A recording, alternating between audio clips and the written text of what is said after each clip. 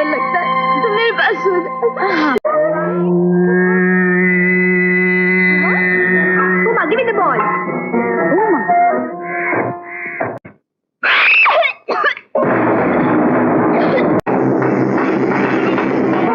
ये तो कोई तांत्रिक है, इसे तोड़ना होगा। कौन हो तुम, बोलो। मैं माँ रुद्रा की आत्मा हूँ। तुम्हें यहाँ किसने भेजा है? ये मैं नहीं बता सकता।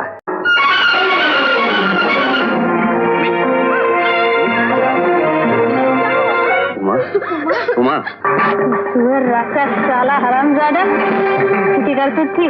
कल मैंने 7 महीने में बच्चा पैदा कर दिया। और वो छिनाल करियम्मा पाटिल के लड़के को गन्ने के खेत में नदी के उस पार ले गई थी।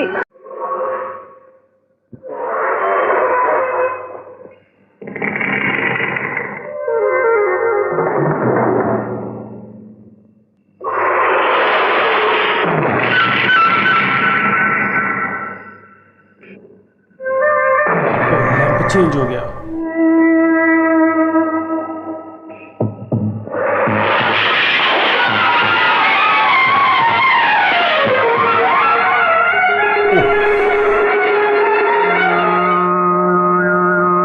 उमा, जयंती का फोन है।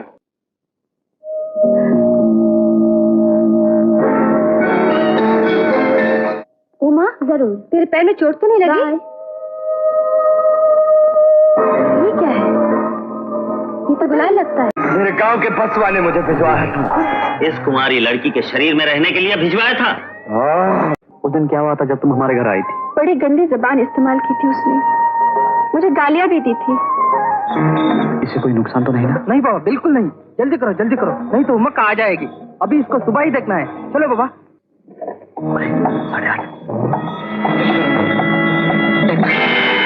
बाबा, नींबू इधर नहीं है। बराबर देखो तो बाबा, कहाँ गया? नहीं है। तुमने नींबू उठाया? नहीं तो क्यों, क्या हुआ? वहाँ नींबू नहीं है, गायब होता है। अच्छा तो कभी नहीं सुना मैंने। कोई गड़बड़ तो जरूर है।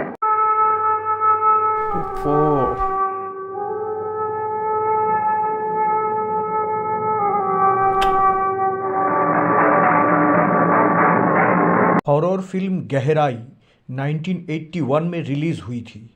इसकी कहानी विजय तेंदुलकर, विकास देसाई और अरुणा राजे ने मिलित रूप से लिखी थी। फिल्म अरुणा राजे और विकास देसाई द्वारा निर्देशित और एन.वी. कामथ द्वारा निर्मित थी।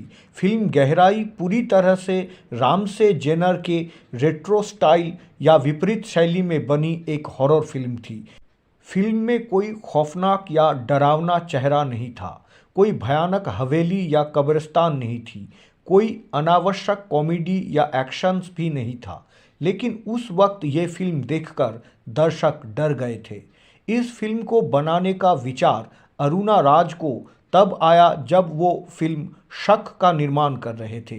फिल्म शक 1975 में रिलीज हुई थी। 1973 की superhit Hollywood flick the Exorcist की सफलता ने फिल्म गहराई के निर्माताओं का हौसला बढ़ाया और प्रोत्साहित किया। हालांकि ये फिल्म द एग्जॉर्सिस्ट की हूबहू नकल तो नहीं थी, लेकिन फिल्म के कुछ सीक्वेंस या दृश्य द एग्जॉर्सिस्ट से प्रभावित थी। फिल्म के मुख्य कलाकार थे डॉक्टर श्रीराम लागू, इंद्रानी मुखर्जी, अनंत नाग, पद्मिनी कोल्हापुरी, सुधीर दलवी, अमरीश पुरी और रीता भादुरी। फिल्म की कहानी कुछ इस प्रकार से है। चेन्ना वासप्पा बेंगलोर में एक प्रतिष्ठित फर्म के एक सफल प्रबंधक है और अपनी समर्पित लेकिन आज्ञाकारी पत्नी सरोजा, बेटे नंदिश और बेटे उमा के साथ रहते हैं। चंद्रवसप्पा बेंगलोर में अपने परिवार के लिए एक घर बनाना चाहते हैं और उन्हें पैसों की सख्त ज़रूरत है। वो अपने पैतृक या पुश्तैनी गांव में कई एकड़ में फैले अपने बगीचे को एक साबुन कंपनी को बेचने का फैसला करते हैं।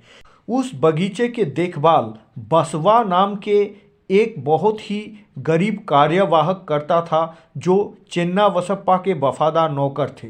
चेन्ना वसप्पा के इरादों को जानने के बाद बसवा उत्तेजित हो जाता है, क्योंकि वो चेन्ना वसप्पा के काम को किसी की बलात्कार के करीब मानता है। उनके विचार में ज़मीन का टुकड़ा किसी की माँ के समान है जिसे चेन्ना बसप्पा ने पैसे के लिए बेचना चाहता है। चेन्ना बसप्पा एक तर्कवादी नास्तिक है जो कि भावनाओं को ज़्यादा महत्व नहीं देते हैं और संवेदी धारणा से परे है। वो कार्यालय और ऑफिस दोनों में एक कठोर नेतृत्व वाला और दबंग किस्म के इंसान है। मैंने ये मकान और ये जमीन बेच दी है। अन्ना, इसके नए मालिक यहाँ साबुन की फैक्ट्री लगाएंगे। ये सारे पेड़, ये सब मेरे बेल। जब फैक्ट्री लगेगी सब पेड़ हटा दिए जाएंगे। जमीन को बेचना, ये हमारी माँ, ये सारी मिट्टी, ईंट और पत्थर के बीच से दब जाएगी। ये बलात्कार है, बलात्कार है। ये जमीन तो तुम्हारी नहीं है। मैंने इसे बड़ी मेहनत से संवारा है। डैडी, वो जगह रखनी चाहिए थी। हमारे लिए बेंगलोर में अपना घर होना ज्यादा जरूरी है। अम्मा, मैं 18 तारीख को ट्रिप पर जा रहा हूँ। अम्मा, 18 को तो बहुत बुरी अमावस्या है। तुम किसी और दिन नहीं जा सकते? सरोजा, तुम अब भी इन बातों पे विश्वास करती हो? ये सब बंद होना चाहिए। चेन्ना बसप्पा अपने गांव से वापस आने के कुछ दिन बाद ही उनके बेटी उमा अचानक अजीब हरकतें और व्यवहार करने लगती है। वो चेन्ना बसप्पा के अकथनीय और पूरी तरह से अज्ञात अंधेरे अतीत के बारे में कुछ बोलने लगती है। इस तरह के एक रहस्य के उद्घाटन के दौरान परिवार के बाकी सदस्यों को पता चलता है कि चेन्ना बसप्पा अपने अतीत में उस बागीचे के केयरटेकर बसवा की पत्नी को बहकाया था। बसवा की पत्नी गर्भवती हो गई थी और शर्म से बचने के लिए कुएं में कूदकर आत्महत्या कर ली थी। बहुत गहरा है। क्या कहा? ये कुआं बहुत गहरा है। मुझे उसका सड़ा हुआ मुंह दिख रहा है। तुम्हारे कारण वो कुएं में कूद गई। तुम जिम्मेदार हो उसके मौत के। तुमने उसमें एक छोटी सी जान और पैदा कर दी और वही उसके मौत का बहाना बन गया। बताओ, बसवा की बीवी की जवानी से किसने खेला? पहले हम नहाते हैं, खाना अच्छा लगे तो बाद में खाएंगे। रंजा, मेरा बदन तेरे लिए तरस रहा है। चल चल चल। अरे जा जा जा उठे, मेरा किस्सा खत्म हो गया है। उसके बाद क्या हुआ मुझे कुछ नहीं मालूम। आपकी वजह से एक औरत अपनी जान दे दी और अभी तक यही कह रहे हैं कि सिर्फ एक दोपहर थी। अरे खाना क्यों नहीं लग रहा है? रामा, अरे जल्दी करो, उमर का यहाँ बैठी है। खाना खराब हो गया है। गया है? हाँ। क्या मतलब? गोबर बन गया है। तुमने जरूर नशे में कुछ किया है, नालायक। नहीं नहीं, ऐसा मत कहिए अम्मा, सचमुच अपने आप खराब हो गया है। इस घर में जरूर कोई बुरी बला आ गई है। चेन्ना बसप्पा उमा को वापस स्वाभाविक स्थिति में लाने के लिए हर दवा और उपचार की कोशिश करते हैं, लेकिन कुछ भी काम नहीं आता। दुर्भाग्य से इस परिवार कई नकली झाड़ फूक करने वाला का भी निशाना बन जाता है, जो अपने टाल मटोल भरी बातों से उन्हें दोहना शुरू कर देते हैं, लेकिन बेचारी उमा का कोई भला नहीं करते। अरे ये क्या हो रहा है रामा? नजर उतारा। ऐसे ही एक उदाहरण में परिवार को एक तांत्रिक भुट्टाचारी द्वारा बेवकूफ़ बनाने की कोशिश किया जाता है, जो वास्तव में उमा के कौमार्य का दोहन करने की कोशिश करता है। हालांकि उस पाखंडी तांत्रिक का ये प्लान नाकामयाब हो जाता है जब उमा के भाई नंदीश बीच में आ जाता है और अपने बहन को बचा लेता है। अब क्या किया जाए? हमें फौरन किसी मांत्रिक को बुलाना चाहिए। महाकाली!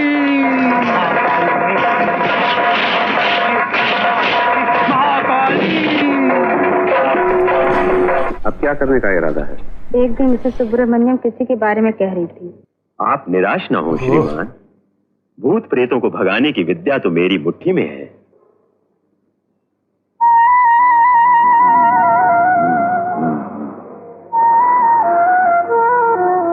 ये दुष्ट आत्माएं भोली भाली लड़कियों को ही पकड़ लेती हैं। अम्मा, आपकी बेटी पर किसी मर्द का साया तो नहीं पड़ा अभी तक? कुंवारी है ना आपकी बच्ची? शिव शिव शिव, उमा बिल्कुल कुंवारी है। बहुत अच्छी बात है ये। आपकी बच्ची बिल्कुल पहले जैसी खिल जाएगी।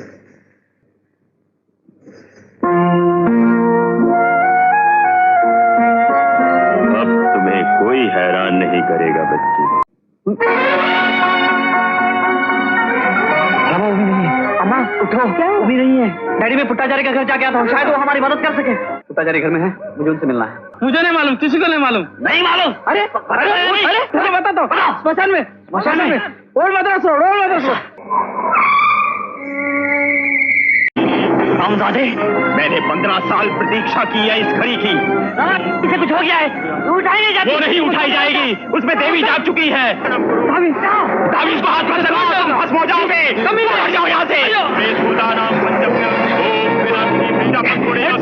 अंत में परिवार को एक शक्तिशाली लेकिन समझदार वीराचारी तांत्रिक शास्त्री जी के हाथों में शांति मिलती है, जो चेन्नावसप्पा के घर में ही बुराई की जड़ों का पता लगाता है।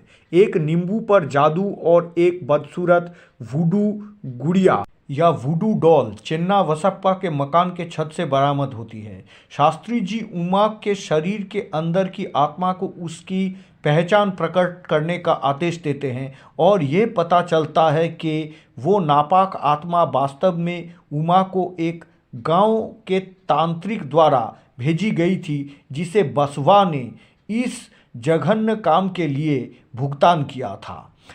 क्या हुआ नंदू? क्या हुआ है नंदू? जाने मुझे क्या होगा, मैं बचूंगी नहीं मम्मी। साहब, मैं मांत्रिक को ले आया हूँ। देखिए, रामा ने आपको गलती से बुला लिया है। हमें किसी मांत्रिक की जरूरत नहीं है।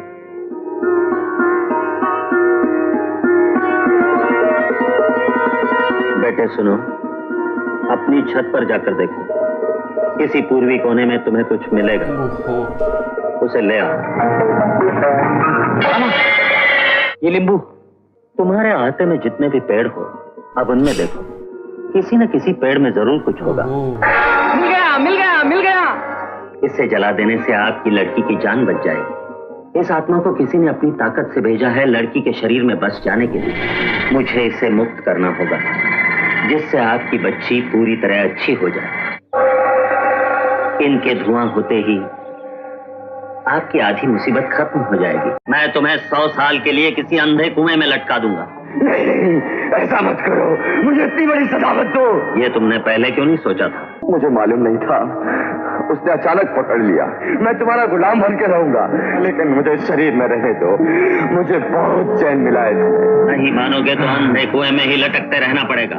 मैं जाने को तैयार हूँ। मैं अपने मांत्रिक के पास वापस नहीं जाना चाहता। मैं अंधे कुएं में भी नहीं लटकना चाहता। मुझे बचा लो, मुझे मुक्ति दे दो। तुम्हारे जाने की पहचान क्या होगी? बाहर पेड़ से एक नारियल गिर पड़ेगा। जाओ, अब तुम्हें कोई नहीं पकड़ सकेगा। आपकी मुसीबत दूर हो गई है।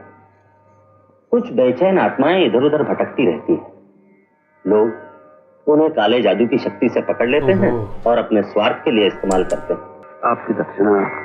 मैं ये सब धन कमाने के लिए नहीं करता। उमा कुछ दिनों के बाद स्वाभाविक हो जाती है।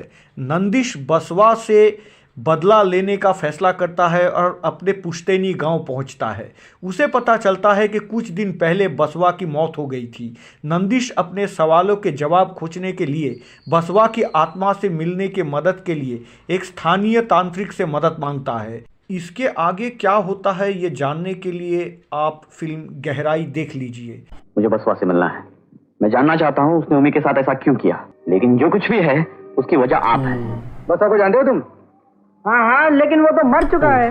मर चुका है? कब मरा? यही कुछ दिन पहले। उसके घर वाले कहाँ हैं? हम नहीं जानता, यहीं कहीं गांव में होंगे। जल्दी चलो सभी, जल्दी चलो। क्या फिर वैसा हो गया है? सिर्फ तुम इतना सकते हो, वो चक्कर फिर चालू हो गया है। चलो चलो चलो। किसी बेड़े हुए मम्मी बिना उठकर मेरे ऊपर आया था, मैं एकदम डर गई। मम्मी वो सिर्फ एक कॉकरोच था। कौन हो बेटे? चेन्नावसप्पा का बेटा। तुम सिद्धवीरप्पा के पोते हो। तुम्हारे दादा तो बहुत बड़े आदमी थे। इस गांव में हम सब के लिए उन्होंने बहुत कुछ किया है। मैं नहीं कर सकता। क्यों नहीं कर सकते? कोशिश तो करो। मैंने उससे बात करने की कसम खाई है।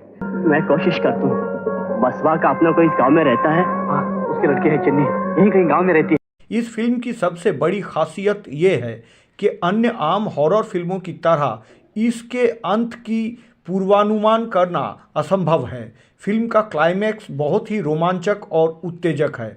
फिल्म गहराई अंत तक दर्शकों को सीट से बांध रखती है।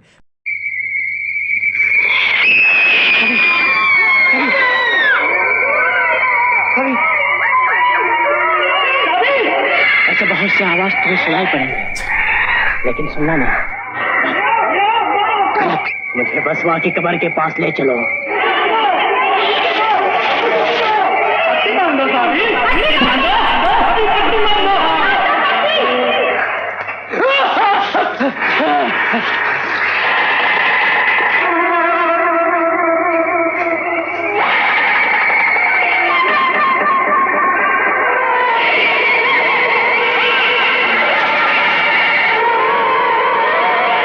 बंधन सख्त है, सब मांगे भी पूरी की है। तुम अब कुछ नहीं कर सकते, अब तुम्हें आना पड़ेगा बसवा। बसवा, चन्नी राह देख रही है, अब इन फूलों का पीछा करना पड़ेगा।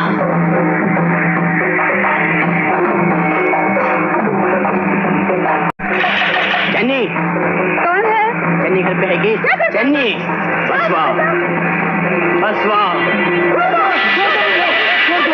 क्या तुम वही बसवा हो जिसने चन्न बसवा की बेटी उमा के लिए कोई आत्मा भिजवाई थी? हाँ, मैं वही बसवा हूँ। क्या तुम इस लड़के को पहचानते हो? ये चन्न बसप्पा का लड़का, ये यहाँ क्यों आया है? तुम इसको मिलने के लिए। इसने एक मासूम लड़के को क्यों इस तरह हैरान किया, जबकि उसने इसका कुछ नहीं बिगाड़ा था? वो कौन था जिसने मेरी माँ की पूरी मिट्टी के साथ बलात्कार किया और हमसे बेच डाला? अयो, उसे डैडी ने बेचा था और वो जमीन भी तुम्हारी नहीं थी। उसे मैं उसी तरह चाहता था जैसे कोई अपनी माँ को चाहता है। उसने मेरी बीवी को खराब किया। मुझे पता चला मरने के बाद मैंने उसके साथ जो भी किया अच्छा किया। सिर्फ एक भूल थी, एक भूल। एक बड़ा आदमी किसी की बीवी को खराब कर सकता है और उस धरती को बेच सकता है। छोटा आदमी उसे चुप रहना पड़ता है। एक जमीन का टुकड़ा था बस, और कुछ जानबूझ कर नहीं किया गया था। वो जमीन हमारी थी, तुम सिर्फ उसकी देखभाल कर रहे थे। मैं उसकी गोद में सोया करता था।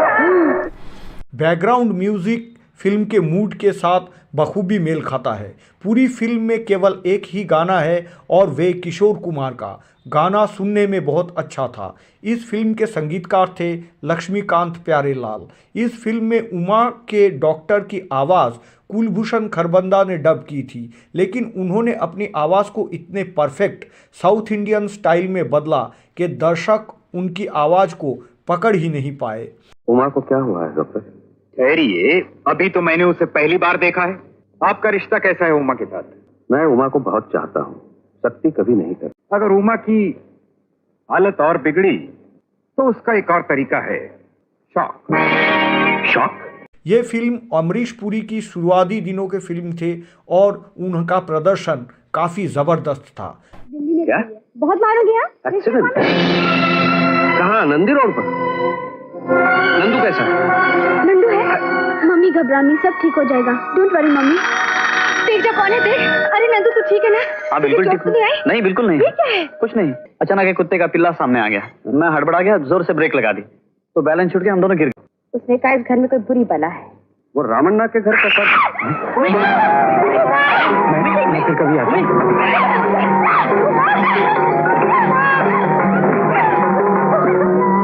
फिल्म गहराई में पद्मिनी ने एक विवादित सीक्वेंस में नजर आए थे, जिसे लेकर उन दिनों बहुत कंट्रोवर्सी हुई थी, लेकिन उनकी ये फिल्म काफ़ी ज़्यादा हिट हुई थी और इस फिल्म के ज़रिए पद्मिनी को अपनी एक अलग पहचान मिल गई थी।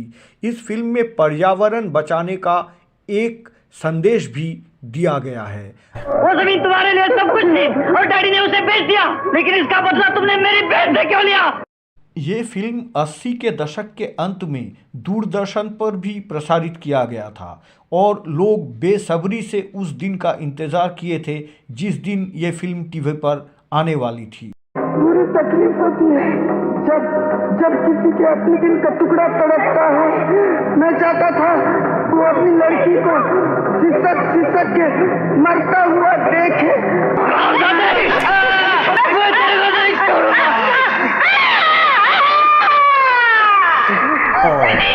अगर आप हॉरर फिल्म के शौकीन हैं और अभी तक फिल्म गहराई नहीं देखे हैं तो आप बहुत बड़े मिस कर रहे हैं। इस फिल्म को आप ज़रूर देखिए।